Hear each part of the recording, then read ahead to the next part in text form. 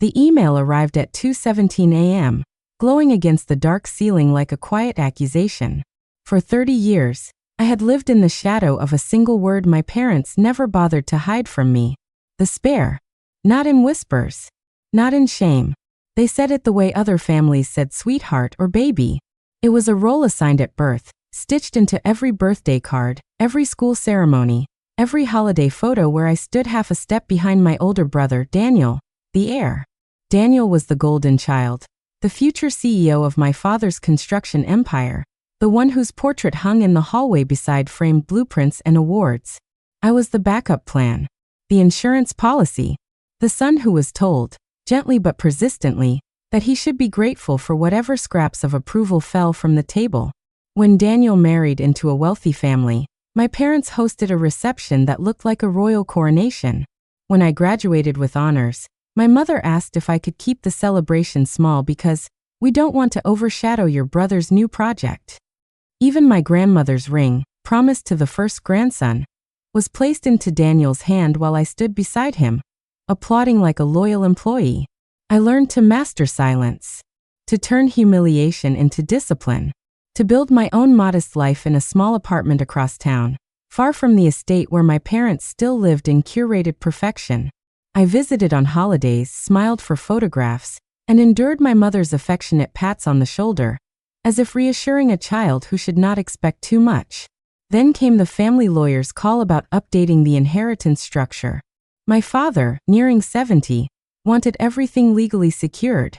It was presented as a routine procedure. Asset transfers, trusts, and oddly a mandatory DNA verification for clarity. Daniel laughed about it at dinner, confident, almost amused. My mother waved away any tension, saying paperwork was boring but necessary. I agreed to the test without hesitation. After all, I had nothing to gain and nothing to lose. Or so I believed. When the email arrived weeks later, I expected confirmation of what I had always known, that I was second by design. Instead, the first line froze the air in my lungs. There was a discrepancy, and suddenly, for the first time in my life, the word spare felt dangerously unstable. The word discrepancy followed me for days like a quiet storm cloud. I reread the email more times than I could count, studying each sterile sentence, as if the meaning might rearrange itself into something harmless. It never did. The results required a private consultation with the family lawyer and a certified genetic specialist. It was phrased professionally, almost gently, but beneath the language lay something seismic. At the estate, nothing seemed different at first glance.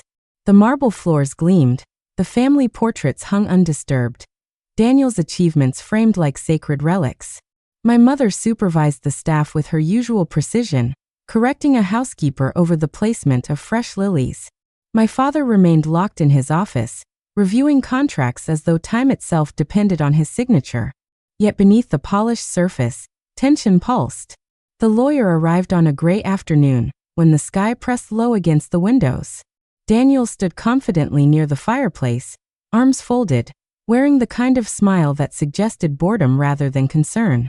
I sat across the room, hands resting quietly in my lap, the familiar posture of someone accustomed to being secondary. The specialist spoke first. His tone was careful, rehearsed. The test confirmed a biological connection within the family line, but not in the way everyone expected. The results showed that Daniel shared no paternal DNA with my father. Silence filled the room like rising water. My mother's face drained of color so gradually it was almost elegant. My father did not react immediately. He simply stared at the documents, blinking once, twice, as if the letters might rearrange into sense. Daniel laughed at first, dismissing it as error, demanding a retest. But the retest had already been performed. The heir, the golden child, was not biologically my father's son, and I was. The air shifted. 30 years of carefully arranged hierarchy began to tilt. My father's gaze moved slowly from the papers to Daniel, then to me. For the first time in my life, he looked at me not as an accessory, not as a backup, but as something unknown. My mother attempted to speak, but her voice fractured into fragments of explanation about old medical complications, about hospital confusion, about mistakes made decades ago. None of it aligned. None of it soothed the violence of the revelation. I felt no triumph. Only a strange, hollow stillness. Daniel's expression hardened, transforming from disbelief to fury. The room that once worshipped him now examined him like a stranger. The empire he had been groomed to inherit no longer seemed so certain. The spare had become the only confirmed heir. But as my father closed the folder and ordered a private investigation into the hospital records from 30 years ago, I realized something far more unsettling. If Daniel was not my father's son, then whose was he? The house did not sleep that night. Lights burned in rooms that had always gone dark by 10. Footsteps echoed along the marble corridors like restless thoughts refusing to settle. I remained in the guest bedroom, staring at the ceiling I had memorized since childhood, aware that something irreversible had been set into motion. By morning, the investigation had already begun. My father moved with terrifying efficiency. Old hospital archives were requested. Birth records were re-examined. Nurses who had worked maternity shifts 30 years ago were contacted. The family lawyer, once relaxed and almost ceremonial, now treated every document like potential evidence in a trial. Daniel, for the first time in his life, was not at the center of admiration. He was at the center of suspicion. At breakfast, my mother avoided his eyes. She stirred her coffee endlessly, the spoon trembling against porcelain. Daniel paced near the windows, jaw tight, anger radiating from him in silent waves. I sat at the long table, observing the subtle shift in posture, in power, in proximity. My father no longer addressed Daniel with easy familiarity. Instead, he studied him, as though examining a portrait that might not belong in the gallery. For 30 years, Daniel had carried the confidence of inheritance like a crown. Now that crown felt unstable, heavy. The preliminary findings arrived within days. There had been no hospital mix-up. No squeaked infants. The maternity ward logs were precise. I had been born first, healthy, documented clearly. Daniel had followed 2 years later. The records were airtight, which meant the truth could not be blamed on accident. It had to be explained by choice. The second DNA comparison deepened the fracture. Daniel's genetic profile showed a partial familial link, but not to my father. It traced instead to my father's younger brother, my uncle Victor, who had died 15 years ago in a car accident. The match probability was undeniable. Daniel was not my father's son. He was my cousin. The revelation landed with brutal clarity. My mother collapsed into a chair as the conclusion was read aloud. Her silence was heavier than any confession. My father's face became unreadable, the kind of stillness that precedes irreversible decisions. 30 years of loyalty, of public pride, of fatherly mentorship, all rewritten in a single sentence of genetic probability. Daniel's anger shifted into something more fragile, fear. I watched my father walk slowly toward the portrait wall, stopping before the large framed photograph of Daniel at his university graduation. For years, that image had symbolized succession. Now it looked like evidence of betrayal. Yet beneath the shock, something else began to surface, something darker. If my mother had hidden this truth for 3 decades, it was not done in panic. It was done deliberately, methodically, which meant the heir had not been chosen by biology. He had been chosen by her. And as my father quietly instructed the lawyer to freeze all inheritance proceedings until further notice, I understood that the battle unfolding was no longer about blood. It was about control. The estate became a courtroom without a judge. Every corridor held accusation. Every closed door concealed strategy. My father no longer slept in the master bedroom. He moved into his office suite, turning it into a fortress of documents, auditors, and whispered consultations. My mother drifted through the house like a ghost of her former authority, her elegance intact but brittle, as if one sharp word could shatter her entirely. Daniel changed the most. The effortless arrogance that had once defined him dissolved into vigilance. He began reviewing company files late into the night, as though proving usefulness could override biology. He accompanied my father to meetings uninvited, spoke with urgency, volunteered for projects with desperate intensity. For the first time, he was not acting like an heir by right, but like a man auditioning for survival. I remained quiet. It would have been easy to step forward, to claim the place that DNA had handed me. The lawyer had already hinted that legally, the primary line of inheritance now defaulted to me. The board of directors had been discreetly informed of the situation. I noticed how some of them began returning my emails faster, addressing me with subtle deference that had never existed before. But something felt wrong. As the investigation deepened, financial records from 3 decades ago surfaced, records my father had never seen. Hidden transfers. A private trust established in Daniel's name when he was still a child. The source of the funds traced back not to my father, but to an account belonging to my late uncle Victor. The timeline was precise. The trust had been created months before Daniel's birth. This was not a mistake born from passion. It was a plan constructed in advance. The truth unfolded with chilling symmetry.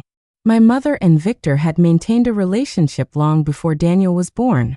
The trust ensured that, regardless of paternity, Daniel would be financially secure. But when Victor died unexpectedly, the contingency shifted. My mother allowed my father to believe Daniel was his son and raised him directly into the position of heir. It was not an affair of weakness. It was an act of strategy. My father read the final report alone. When he emerged from his office, his face had aged years in a single evening. He did not shout. He did not confront. His silence was colder than rage. That night, I walked past the portrait hallway again. The frame still displayed Daniel's milestones. Yet I no longer saw favoritism. I saw manipulation. My mother had not simply preferred one son over another. She had curated succession itself. And then came the quietest revelation of all. One that unsettled me more than any DNA result. In my father's private files was a handwritten note dated 30 years ago. A simple line confirming that he had once requested a paternity test after Daniel's birth. The test had been cancelled. By him. The implication struck like ice through bone. He had known. Or at least suspected. Which meant for 3 decades he had chosen to keep Daniel as heir anyway. The truth was no longer a discovery. It was a decision. And suddenly, the question shifted from who deserved the empire to who had been protecting it all along. The realization settled over me slowly, like dust after a collapse. For years, I had believed I was the overlooked son, the spare assembled in case something broke. But the documents in my father's study told a quieter, more complicated story. He had not been blind. He had not been fooled. At some point, decades ago, he had stood at the edge of suspicion and chosen not to look further. He had preserved the illusion. And in doing so, he had preserved the empire. The board meeting was scheduled discreetly, without ceremony. No press. No extended family. Just senior executives and legal counsel seated around a polished table that reflected their tense expressions like a mirror of consequence. I was invited formally for the first time. Daniel arrived unannounced, refusing to be excluded. My father entered last. He looked neither betrayed nor defeated. He looked decisive. The kind of calm that comes from having already endured the emotional storm in private. When he began outlining the updated succession plan, his voice carried the weight of finality. The inheritance would not automatically transfer to me, nor would it remain solely with Daniel. Instead, the company would shift into a structured trust governed by performance metrics and board oversight. Both of us would remain in executive positions, but neither would hold unchecked authority. Biological status would no longer determine leadership. Capability would. It was a dismantling of 30 years of narrative in a single announcement. Daniel's face flickered between relief and humiliation. Relief that he had not been erased. Humiliation that his crown had been publicly reclassified as conditional. For the first time in our lives, we stood on equal footing, not as heir and spare, but as men required to prove themselves. After the meeting, I found my father alone in the courtyard, staring at the fountain that had been installed the year Daniel was born. Water moved endlessly, recycling itself without memory. I understood then what his silence had concealed all these years. He had suspected the truth long ago, but exposing it would have fractured the family, destabilized the business, invited scandal. So he chose stability over certainty. He chose the stronger child. And back then, Daniel had been stronger, louder, more ambitious, more hungry for the throne. I had been quiet, detached, watching. But time changes strength. As the sun lowered behind the estate walls, I realized something I had never allowed myself to admit. Being called the spare had protected me.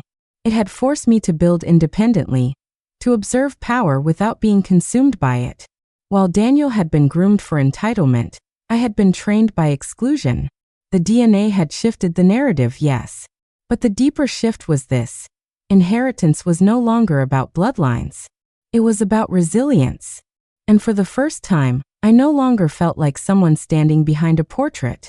I felt like someone stepping out of its frame. The estate grew quieter in the weeks that followed, but it was not the quiet of peace.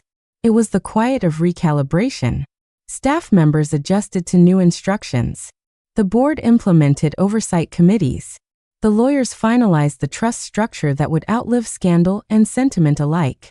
My mother moved through the house with practiced dignity, though something in her posture had softened, as if the scaffolding of control she had built around her life had finally loosened. She no longer corrected the staff with sharp precision. She no longer hosted elaborate dinners.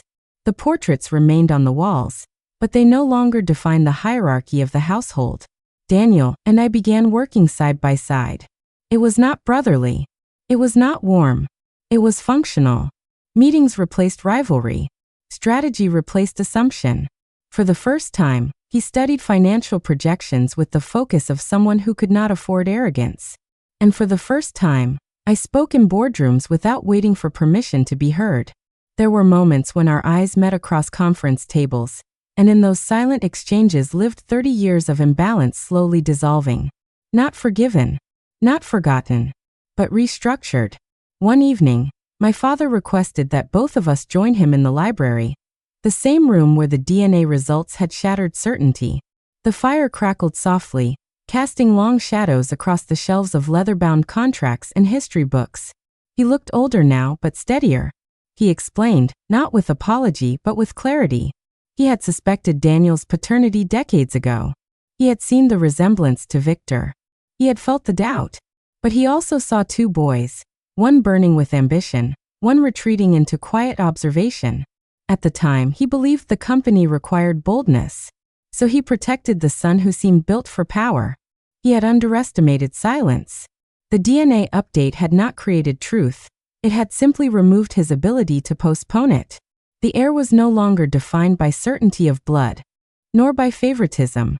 The heir would be defined by who could carry the weight without collapsing under it. Months later, as the first annual performance review under the new structure concluded, the board made its recommendation. Leadership would transition gradually, not to Daniel alone, not to me alone, but under a shared executive authority, with me appointed primary strategic director. It was not a coronation. It was a responsibility. That night, I walked alone past the portrait hallway one final time. Daniel's graduation photo still hung beside mine, now repositioned at equal height. The symbolism was subtle, but deliberate. For 30 years, I had been the spare. Yet in being overlooked, I had learned patience. In being dismissed, I had built endurance. In standing behind my brother, I had seen the machinery of power without becoming trapped inside it. The DNA had revealed blood, but it was resilience that changed the heir. And for the first time in my life, I did not feel like a replacement. I felt like the choice.